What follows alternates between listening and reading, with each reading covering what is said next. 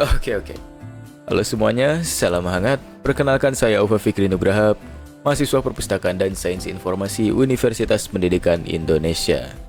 Dengan NIM 2308038, pada video ini saya akan mempraktikkan uji T independen menggunakan SPSS. Oke. Jadi pada video sebelumnya itu kita sudah melakukan uji normalitas ya. Nah, di video kali ini kita membahas uji T independen. Uji T independen itu kira-kira seperti apa? Prinsip dasarnya seperti ini ya.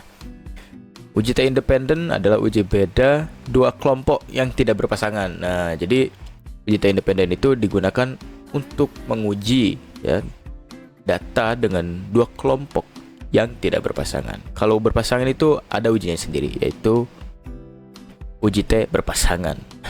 Oke. Oh ya, perlu di take notes juga ya, perlu untuk dicatat, ini untuk uji parametrik ya. Jadi uji normalitasnya terpenuhi. Uji T independen bertujuan untuk mengetahui adanya perbedaan rata-rata atau tidak pada dua kelompok yang tidak berpasangan. Uji T independen adalah uji parametrik yang berarti data yang telah diuji normalitas itu berdistribusi normal, atau nilai signifikansi uji normalitasnya itu lebih dari 0,05 gitu. Kemudian ada penarikan kesimpulan yang nanti kita lihat ya. Oke, contoh kasusnya. Peneliti ingin mengetahui apakah terdapat perbedaan yang signifikan dalam efektivitas penggunaan repositori digital Universitas X antara mahasiswa jenjang S1 dan S2. Efektivitas diukur menggunakan kuesioner yang menghasilkan skor 0 hingga 100. Oke, parameternya 0 sampai 100. Mahasiswa S1 25 mahasiswa, mahasiswa S2 25 mahasiswa. Nah, seperti biasa, sebelum ke SPSS, pastikan ada dulu datanya. Oke. Nah, sama seperti sebelumnya, S1 S2 begitu kan? Nah, diurutkan seperti ini, S1, kemudian S2, dan didefinisikan dulu. Kelompok pertama ini ya, kelompok pertama S1 didefinisikan jadi 1 untuk mempermudah saat penginputan data dan pembacaan data oleh SPSS ya. Kita definisikan dulu sebagai 1 untuk S1. S2 didefinisikan sebagai 2. Oke. Kemudian kita pakai data yang sudah seperti ini ya. Jenjang 1 efektivitas, shift panah kanan, shift control panah bawah. Kemudian kita salin, copy, masuk ke SPSS, dan kita paste ya, kita tempel. Mana ini? Paste. Nah, otomatis langsung 2 angka di belakang koma ya. Nah, kemudian kita ke variabel view. Nah, untuk variabel pertama kita namakan jenjang ya. Jenjang. Oke, variabel 2 efektivitas.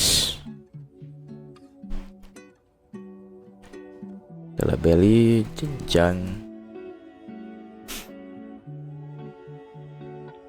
Ini skor efektivitas. Nah, kemudian kita seperti biasa ya, untuk jenjang ini, untuk kelompok-kelompoknya kita definisikan dulu nilainya.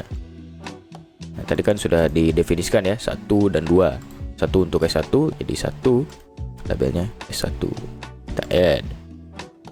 2 untuk S2. Add. Oke. 100, 200. Oke, samakan ya, 100, 200. Scale. Nah, kemudian kita ke data view. Nah, perlu diingat ya, uji T independen itu uji parametrik. Nah, lantas harus gimana, Mas Rey? Uji T independen itu kan uji parametrik, berarti harus memenuhi syarat normalitas ya. Harus memenuhi uji normalitas terlebih dahulu. Nilai signifikansi uji normalitasnya harus lebih dari 0,05. Nah, gimana caranya? Tidak akan terlalu mendalam ya dibahasnya di video kali ini karena kita fokus ke uji T independen. Jadi boleh ditonton video sebelumnya mengenai uji normalitas, di situ dibahas secara in-depth, lebih mendalam.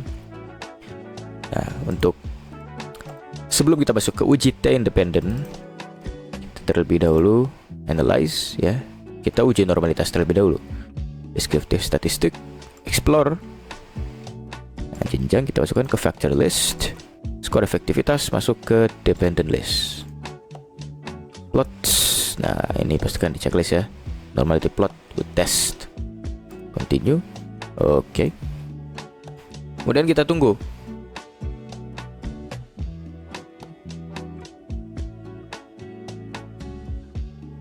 Apa ini? Setelah ditunggu ya, keluar hasilnya. Sudah keluar hasilnya itu, kita lihat dulu. Uji normalitas. Nah ini test of normality. Karena ini ya, mana uji normalitas. Nah ini, karena jumlah sampelnya kurang dari 50 ya, kurang dari 50, kita berpatokan pada Shapiro-Wilk. Nah Shapiro-Wilk, nah, kita lihat signifikansinya. Jika nilai signifikansi pada uji normalitas lebih dari 0,05 ya, dari 0,05, maka data berdistribusi normal. Kita lihat signifikansinya berapa? Jenjang S1 0,469, berarti lebih dari 0,05 ya, lebih dari 0,05. S2 signifikansi 0,857, lebih dari 0,05, berarti dapat disimpulkan bahwa data yang kita punya ini ya, data yang kita punya itu berdistribusi normal. Berarti dapat dilanjutkan dengan melakukan uji parametrik gitu. Uji parametrik itu uji T independen. Berarti kita bisa melanjutkan. Nah, syaratnya sudah terpenuhi ya. Nah, tapi gimana Mas Ray kalau uji normalitasnya ternyata signifikansinya kurang dari 0,05? Nah, kalau begitu berarti datanya tidak berdistribusi normal dan dilakukan uji non parametrik ya untuk selanjutnya, yaitu uji Mann-Whitney namanya. Itu uji alternatifnya. Nah, tapi berhubung data yang kita punya di video ini itu berdistribusi dengan normal ya, berdistribusi normal, maka kita bisa melanjutkan ke uji T independen. Nah, caranya bagaimana? Analyze. Kemudian kita ke compare means ya. Bandingkan rata. Nah, yang ini independent samples t-test ya. Uji T independen.